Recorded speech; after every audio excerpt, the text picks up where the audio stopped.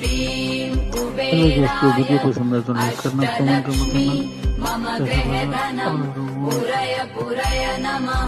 महालक्ष्मी या Mahalakshmi comment कुबेराय अष्टलक्ष्मी मम गृहधनं पुरय पुरय नमः।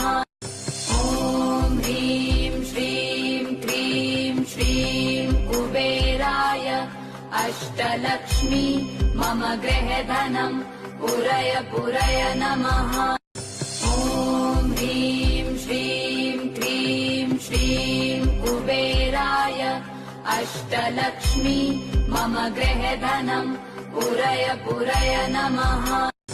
ॐ ह्रीं श्रीं क्रीं श्रीं कुबेराय अष्टलक्ष्मी मम गृहधनं पुरय पुरय नमः।